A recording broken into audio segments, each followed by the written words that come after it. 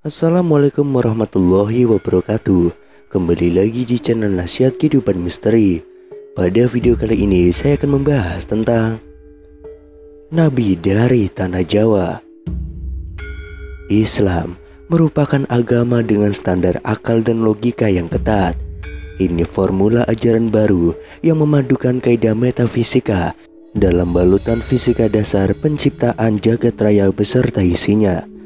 Itulah mengapa Islam jadi begitu mudah diterima di belahan dunia manapun, termasuk di negeri keramat ini.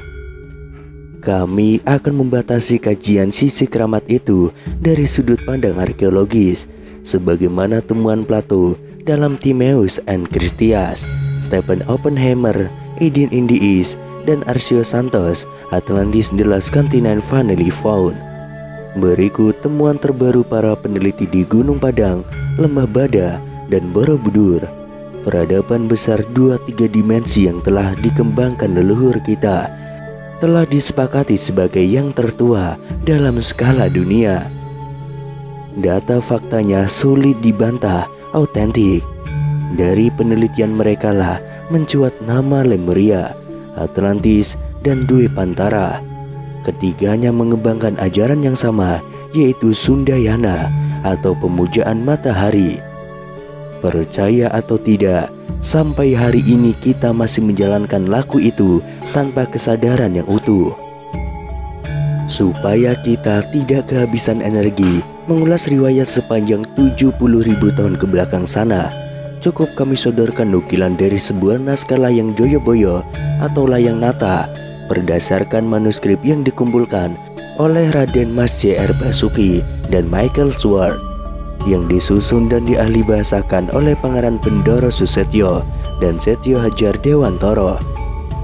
Ini merupakan bagian dari manuskrip kuno Gunung Klotok yang berisi wahyu Tuhan yang ditangkap oleh Josono yang turun pertama kali pada 4336 sebelum Masehi. Angka tarik itu saja jauh lebih dulu 2000 tahun dari kelahiran Ibrahim alaihissalam di Ur Kasdim pada 2510 sebelum Masehi atau Irak sekarang. Sebagai patriark agama Samawi, perannya tidak diragukan lagi. Ia adalah pembawa ajaran tauhid bagi Yahudi, Kristen, dan Islam. Namanya yang tersusun dari dua kosakata Ibrani, Ib dan Rahim, yang bisa diartikan dengan Bapa umat manusia yang penyayang. Menjadi wajar bila kemudian tiga agama Samawi itu mempunyai kesamaan visi dalam ajarannya. Sebentar kita tinggalkan Ibrahim di Ur, kini kita menuju Mekah dan Madinah yang menjadi epicentrum ajaran Nabi Muhammad bin Abdullah. Islam yang ia bawa mendarat di sini nyaris sezaman dengan kehadiran di dua kota suci, yaitu abad ke-6 Masehi. Mengacu pada visi besar Josono di atas, artinya kemapanan ajaran Sundayana kemudian mengalami perkawinan silang atau malah tergerus. Bagaimana cara membuktikannya? Mudah sekali, dengan memahami laku keberagamaan dan kehidupan kita hari ini masih dogmatis dan juga doktriner, ataupun sebaliknya. Bentuk perkawinan mesra tersebut dapat kita temukan pada ajaran kaum sufi atau tasawuf atau teosofi, semisal Syekh Al-Akbar Muhyiddin Ibnu Arabi dan Maulana Jalaluddin Rumi. Dua mistikus besar Islam ini terkenal dengan teori emanasinya yang menyertakan matahari sebagai simbol puncak ketuhanan. Ajaran mereka selalu dikaitkan dengan Quran Surat Nur yang berbunyi, Allah pemberi cahaya kepada langit dan bumi. Ibnu Arabi menamakan teorinya ini dengan Wahdatul Wujud. Syekh Bukhari pun yang menganut ajaran itu dan masuk ke dalam negeri Khatulistiwa menerangkannya dalam kitab Martabat 7, sama membahas perkara cahaya dan matahari. Sekarang mari kita kembali pada Josono, sosok Romo Agung yang menyerap limpahan wahyu dan mencatatkannya dalam kitab Layang Swara Dana 1 yang artinya berbunyi, ada yang menjadikan tanah pengingat Jawa beserta segala isinya yang dijuluki Gusti.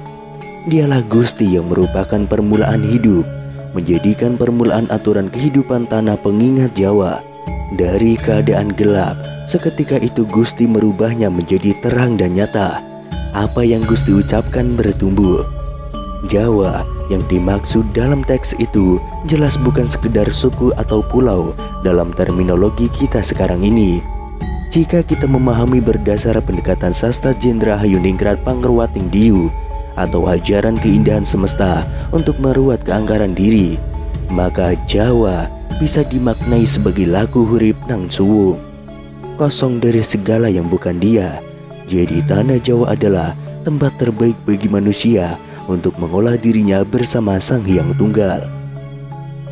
Nukilan dari wahyu di atas berkenaan dengan semesta raya dan isinya, ada juga yang bertalian dengan manusia dan peri kehidupannya dalam layang Joyoboyo yang artinya berbunyi, agar engkau orang Jawa bisa memberi pengertian kepada seluruh manusia Jawa, juga manusia lain di jagat ini, agar seluruh manusia bisa jumbu atau bersenyawa dengan Gusti yang melampaui segalanya, yang tidak dapat dibatasi oleh apapun.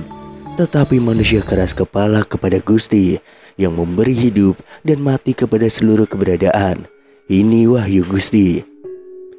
Berpegang pada hadis Nabi Muhammad SAW, ia mengatakan bahwa ada 124.000 nabi dan rasul yang tidak tercatat Al-Quran. Maka Josono sangat layak kita dapuk menjadi nabi pada zamannya, pada era Atlantis. Amatilah wahyu yang diterima Josono dengan Al-Quran dalam Islam, sejatinya sama belaka, bicara tentang perintah bagi manusia agar menjadi wakil Tuhan di bumi sebagai penyebar rahmat bagi jagat alit, jagat gede, dan juga maha jagat. Tuntutan kita sekarang ialah mengajari diri sendiri tentang betapa indahnya belajar dalam hidup, dan hidup yang selalu dalam kondisi belajar. Ilmu terikat menuntun diri ini sudah merupakan riwayat langka di zaman kita sekarang ini.